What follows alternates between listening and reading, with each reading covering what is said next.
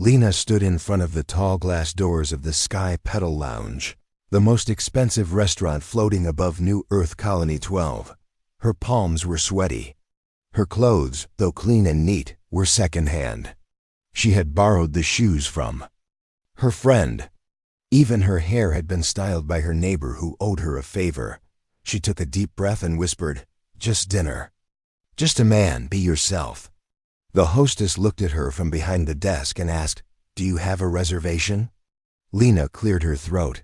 "Yes, my friend booked it for me." "It's under Jorah's friend." The hostess gave a small nod and said, "This way, please." Lena followed her through the floating glass hallway. The floor shimmered with soft blue lights, and the sky outside sparkled with distant stars. She had never been anywhere this fancy. Most of her life had been spent repairing machines in the lower district. Surrounded by dust, noise, and oil. The hostess pointed toward a man sitting at a table near the window. He looked quiet, wearing a simple but expensive suit. His hair was dark, neat, and his eyes focused on a small screen in front of him. "Your date?" the hostess said politely and left. Lena hesitated for a moment, then smiled and walked over. "Hi, sorry I'm a little late," she said as she sat down. The man looked up slowly. His eyes were calm and curious. He blinked once and nodded. "No problem." "I'm Lena," she said, reaching out a hand. He looked at it for a second, then shook it gently. "Callan."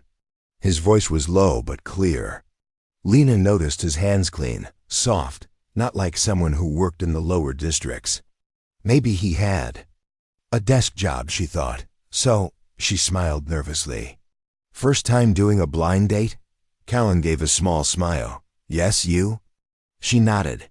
"Yeah, my friend Jorah forced me. Said I needed to meet someone before I turn into a machine-loving hermit," she chuckled. Callan tilted his head slightly. "You like machines?" "Oh, I fix old tech. Drones, climate panels, cleaners, whatever is broken. It's not much, but it pays. And I enjoy it." Callan's eyes seemed to light up just a little. "That's rare. Not many enjoy such work." Lena shrugged. "Well, not everyone has money for brand new tech, right?" He didn't answer right away, just looked at her with an unreadable expression. She felt nervous again and reached for the menu. "Let's see what's not too expensive." "I'll take care of the bill," Callan said quietly. She looked at him, surprised. "Are you sure?" He nodded. "You came all the way up here. It's only fair." Lena smiled, a little shy. "Thank you, Callan. That's kind of you." They ordered food. Lena picked something she couldn't even pronounce, just because it looked pretty and the conversation flowed more easily. Callan wasn't talkative, but he listened. He asked small questions. He didn't brag. He didn't talk about himself much. And that made Lena talk more, telling him about her small workshop, the street cats she fed, and her dream of starting a tech school for poor kids. Callan seemed to enjoy listening. His eyes never left hers, and he never checked his screen again. Lena felt relaxed. She hadn't expected to enjoy this. The lights around them dimmed slightly, showing the distant glow of Earth in the background. Music played softly. "This place is too fancy for someone like me," Lena joked. "I don't think so," Callan replied. She looked at him, surprised by his serious tone. "You don't?" He shook his head. "You belong wherever you feel comfortable," Lena smiled. "Well, thank you for making me feel welcome." As the dessert arrived, something strange happened. Another man walked toward them, looking confused. He stopped beside their table and asked Lena, "Sorry, are you Jorah's friend?" "I've been waiting at table 7. Lena's eyes widened. Her heart skipped. She looked at Callan, who simply watched the other man. "Oh no," she whispered. "I think I sat at the wrong table." Lena stared at the stranger who stood beside the table. He was tall, wore a bright green jacket, and had a nervous smile. In his hand he held a small red flower. "I'm Arlen," he said. "Are you Jorah's friend?" Lena's cheeks turned bright red. She quickly stood up from the table and looked at Callan, her heart racing. I'm so sorry, she stammered. I think I sat at the wrong table. Callan's face remained calm. He didn't look angry or annoyed. In fact, he gave her a small smile. You're not here for me? He asked gently. No, Lena whispered. I didn't know. Arlen chuckled awkwardly. I was waiting at table 7. They told me you hadn't arrived yet. Lena turned to Callan again. I'm really sorry. I didn't mean to bother you. But Callan shook his head. You weren't a bother. Lena took a step back, unsure what to do. She felt embarrassed. Ashamed. She had been talking, laughing, and enjoying dinner with a man who wasn't even her date. She thought he might be upset. But Callan surprised her again. Would you like to stay? He asked. Lena blinked. What? Callan looked at Arlen, then back at her. It seems we were both here by mistake. But it was a nice mistake. I wouldn't mind continuing the evening if you want to. Lena was stunned.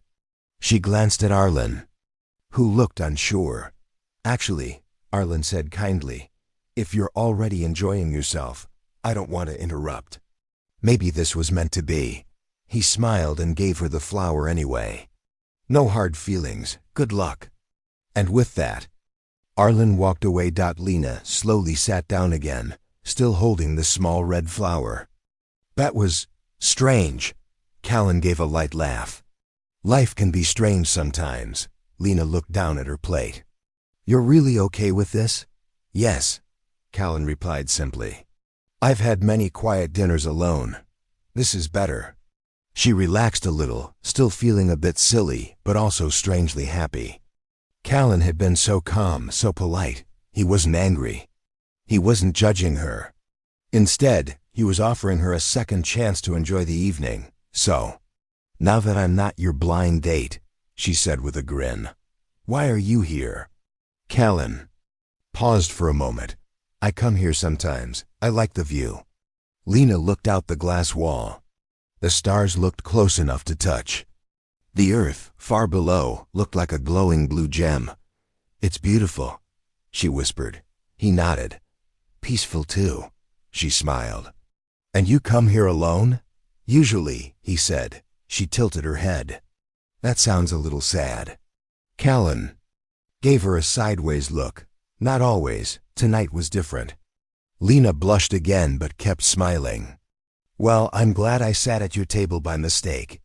You're much nicer than I expected. Callan raised an eyebrow. What did you expect? I don't know, Lena said. Some rich guy who talks about himself all night. Or someone who looks down on me for where I come from.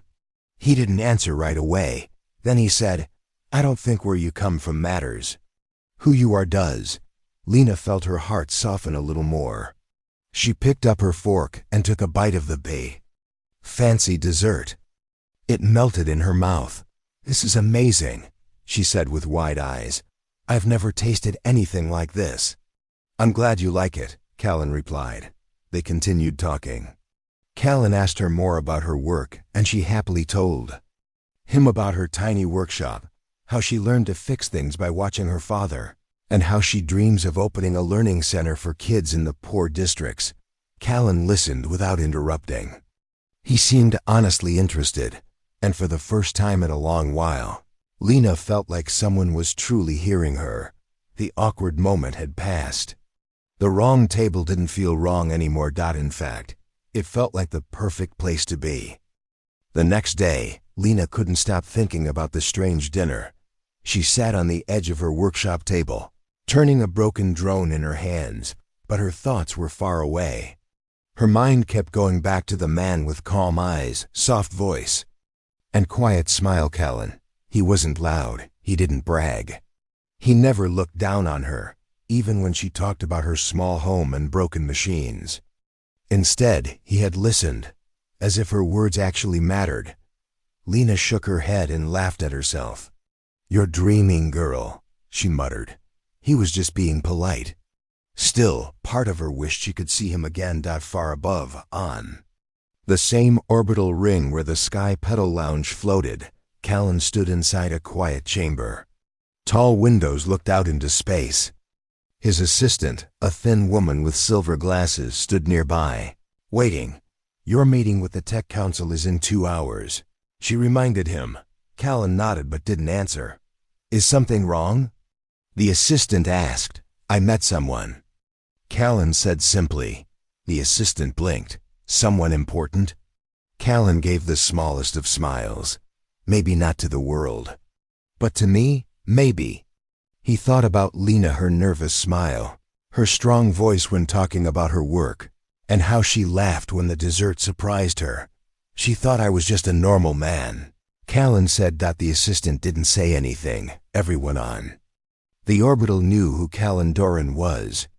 He was one of the richest inventors in the galaxy, owner of Doran Tech Industries. But the girl he met clearly had no idea, and he liked that. 3 days passed. Lena returned to her routine, fixing water filters, rewiring old bots, and helping her neighbor with her broken food printer. But every time she passed by her small reflection in a mirror or puddle, she remembered how she looked that night and how Callan had said, "You belong wherever you feel comfortable." She hadn't heard from him since. Maybe that night was just one small moment, and it was over. Until the door to her workshop slid open. She looked up, surprised. A tall figure stepped inside. He wore a simple jacket and carried a small case in his hand. "Callan?" she asked, blinking. "Hello, Lena," he said, smiling softly. She quickly wiped her hands on a cloth and stood. "What are you doing here?" "I had something that needed fixing," he said, lifting the case. He placed it gently on her work table and opened it. Inside was a small delivery drone with a bent wing and damaged lens. It crashed into a signal tower. "I remembered you said you fixed things." Lena raised her eyebrows. "You came all the way to the lower district for this?" "I could have sent someone," Callan admitted, "but I didn't want to." Lena stared at him for a moment, then smiled. "All right. Let me see what I can do." As she examined the drone, Callan walked around her small workshop.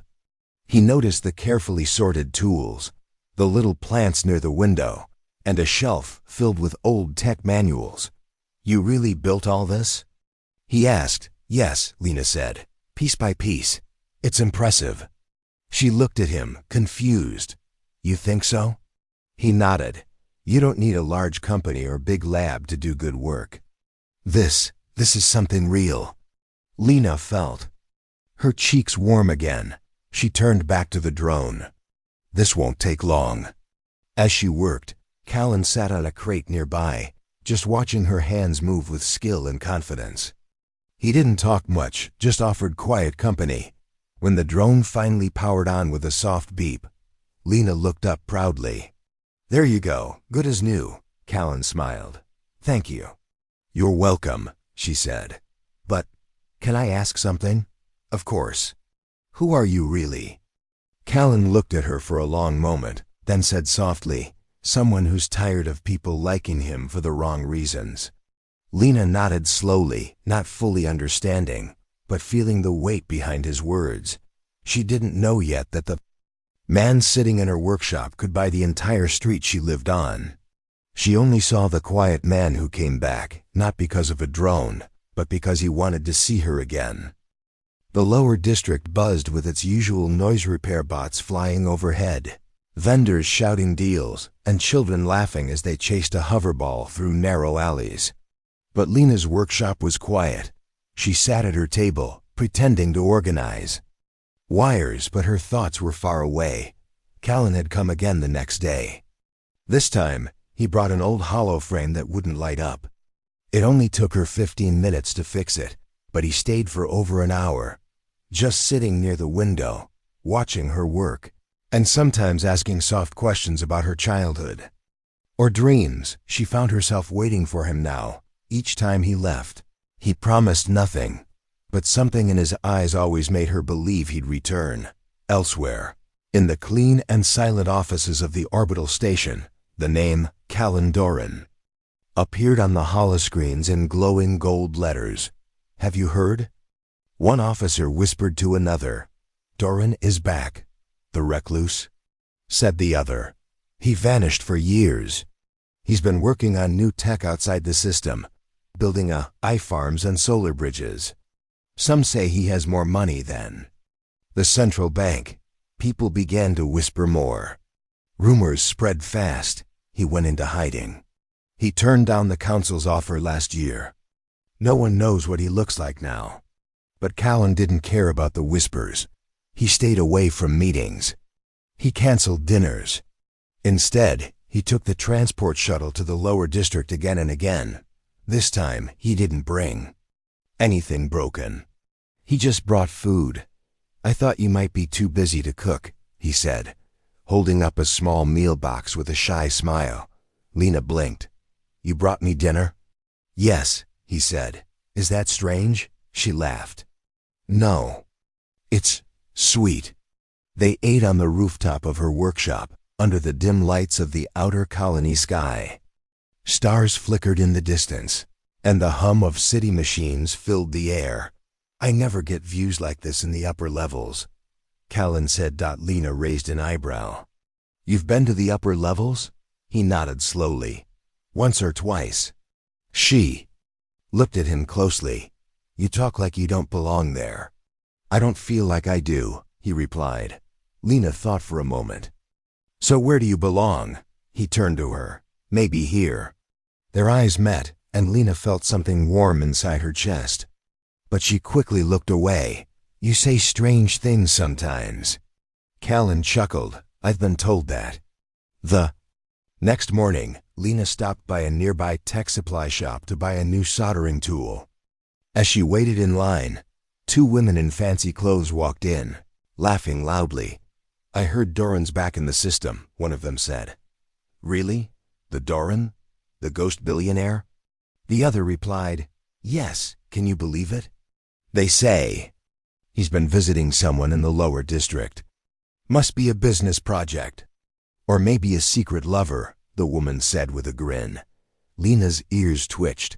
She tried not to show any reaction. She paid for her tool and walked out, her mind racing. Doran. Callan Doran? Could it be the same person? No, that was impossible. Callan was calm and humble. He didn't dress rich. He didn't act rich. He never talked about money or power. And yet, there was something different about him. He always knew how to get rare tech parts. His clothes, though simple, were high quality. And he never worried about paying. Later that evening, when Callan returned to her workshop, Lena couldn't stop staring at him. "Is everything okay?" he asked gently. She hesitated. "Callan, I want to ask something." He nodded. "Are you hiding something from me?" Callan didn't speak right away. His expression changed, just slightly. He looked down at the table, then back at her. "There are things about me I haven't shared," he said carefully. "But not because I want to lie. I didn't want them to change how you see me." Lena was quiet. Her heart beat a little faster. "I like talking to you," he continued. "You don't look at me like the others do. That's rare." She took a deep breath. "Okay, I won't ask more. Not yet." Callan gave a small, grateful smile. "Thank you." But inside, Lena knew something was about to change. Whatever truth Callan was hiding, it wouldn't stay hidden for long. 2 days had passed since Lena learned the truth. She tried to act normal. She worked in her workshop as usual, repaired a food dispenser, and cleaned up her shelves. But no matter what she did, her thoughts kept drifting back to Callan. The truth still felt heavy in her heart. She had liked him because he was simple, quiet, kind. But now she knew he wasn't just any visitor. He was Callan Doran, one of the richest and most powerful men in the entire colony. She didn't know how to feel. He had never lied, but he had hidden a big part of himself. And now she wasn't sure if their connection was real, or just a dream she didn't belong in. She hadn't seen him since that evening. He hadn't messaged. He hadn't come back. And somehow that made her feel even more confused. Was he waiting for her to decide? Or had he already decided to stay away? Across the city, in a tall, quiet building made of glass and light, Callan stood near a wide window, looking out at the stars. His assistant entered, holding a small tablet. "Sir, the board is asking for a final answer on the new Terra project." Callan didn't turn around. "Delay the meeting again." The assistant raised an eyebrow. "That's the third time you've pushed it." "I know." She stood in silence for a moment, then asked softly, "Are you thinking about her?" Callan gave a small nod. "You told her the truth?" "Yes." "And?" "She didn't walk away." "But she didn't stay either."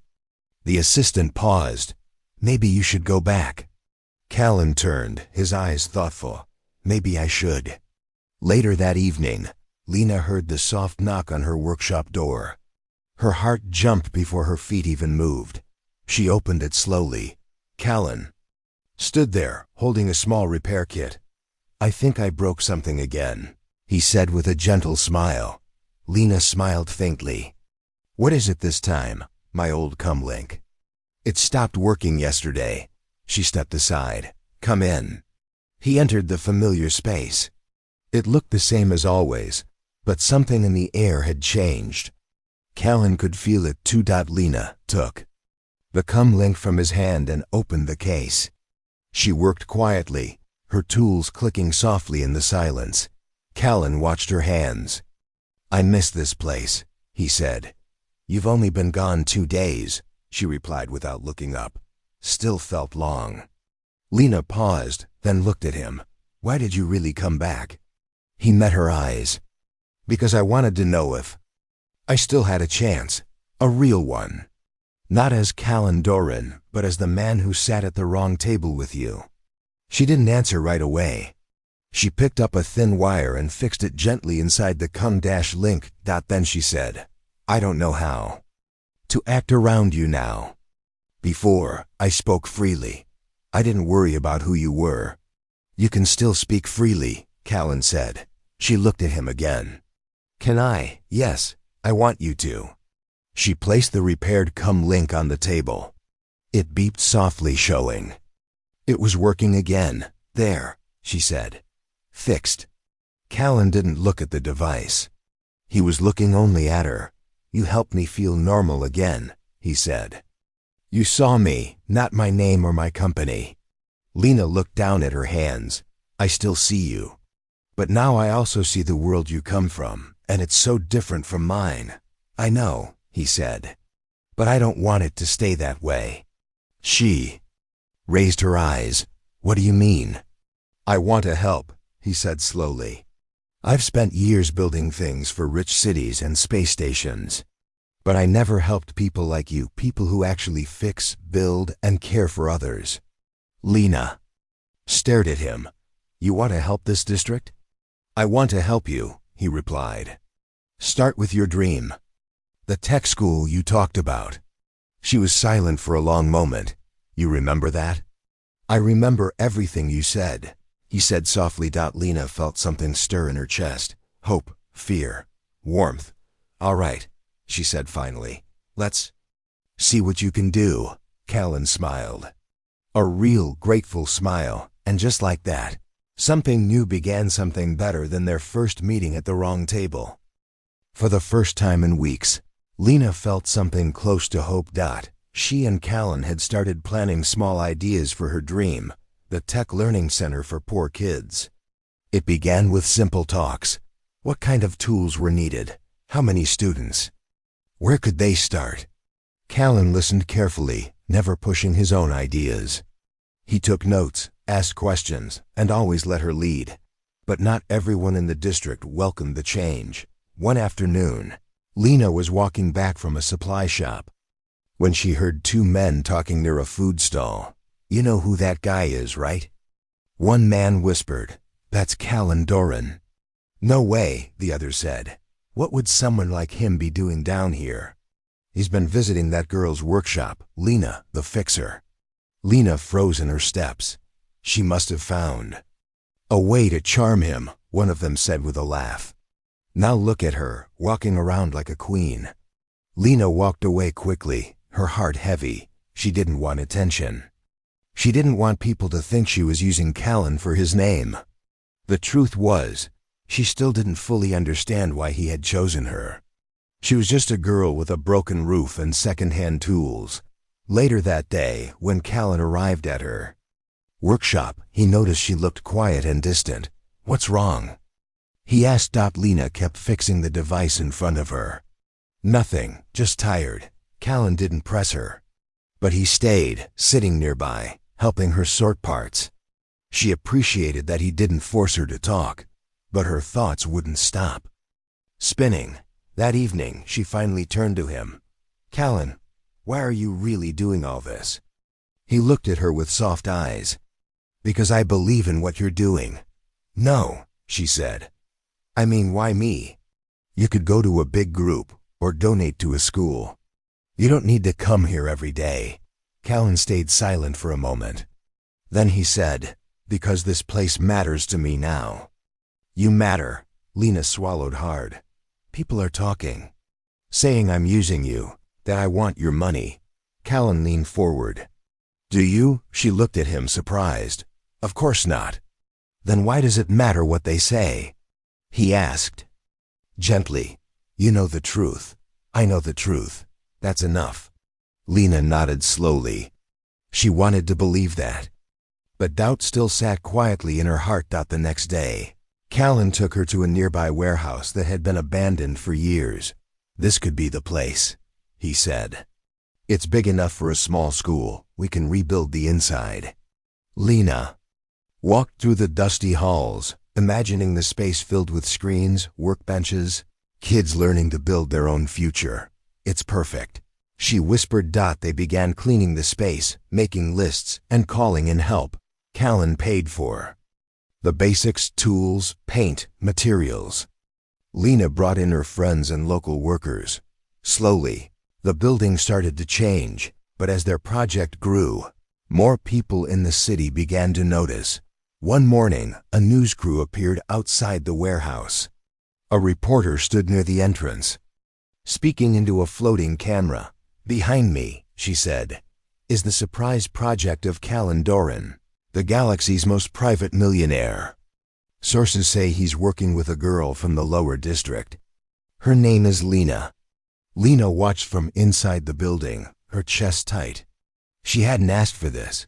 When she turned, Callan was already there, looking calm. "I'm sorry," he said. "I tried to keep it quiet, but once the media finds something." Lena looked at him. "This is what your world is like, isn't it?"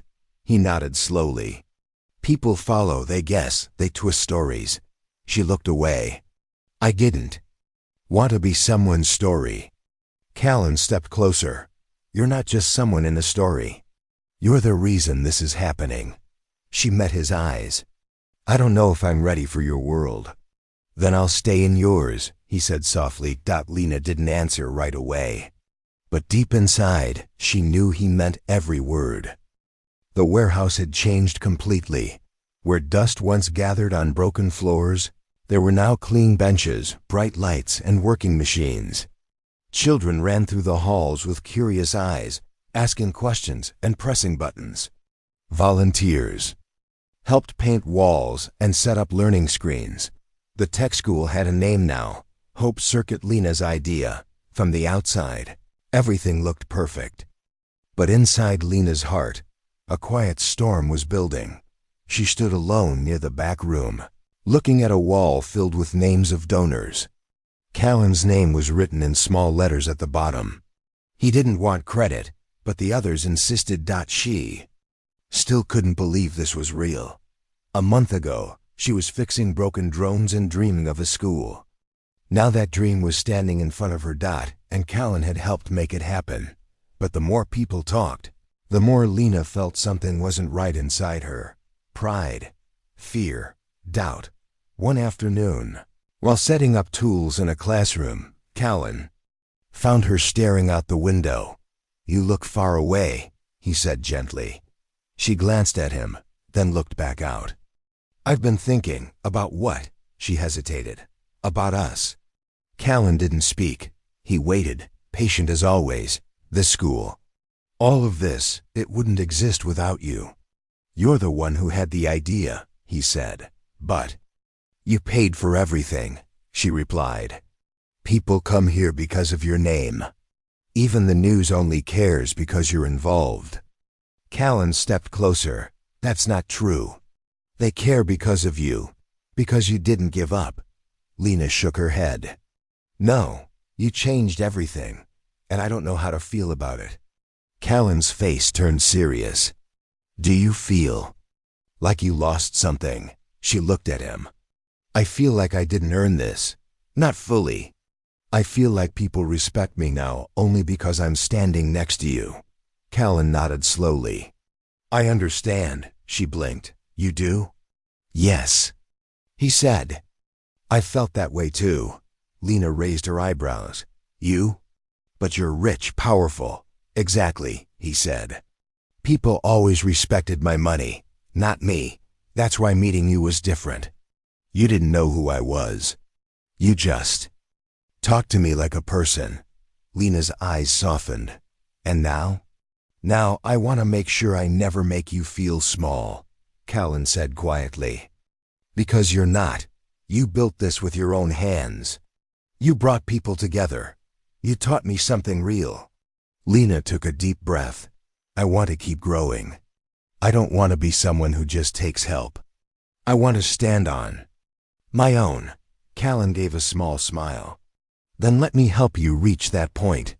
Not as someone who owns the project, but as someone who believes in it. And in you. She looked at him, unsure for a moment. Then she nodded. All right, but from now on, I lead the school. You support from behind. Callan smiled brighter. Deal. The next few days were busy. Lena gave speeches to new students, led her first class, and even taught kids how to repair simple bots. Her confidence grew again. People began to see her not just as someone close to Callan, but as a leader of her own dream. Still, late at night, Lena would sometimes sit on the rooftop and look at the stars. One evening, Callan joined her with 2 cups of warm tea. Quiet. Up here, he said. Lena nodded. It helps me think. About what? She smiled. About how strange life is. One wrong table. And now this, Callan chuckled. Best mistake I ever made. They sat in silence for a moment. Then Callan said, Lena, I don't want to rush things. But I do know one thing. I want to stay in your life. She looked at him, heart soft and eyes clear. Then stay, she said. But not as someone who gives me everything. Just as someone who walks with me. Callan nodded. I can do that. And in that quiet moment, with the stars shining above and the hum of the city below, 2 hearts finally found balance, not through power or wealth, but through respect, trust, and quiet love.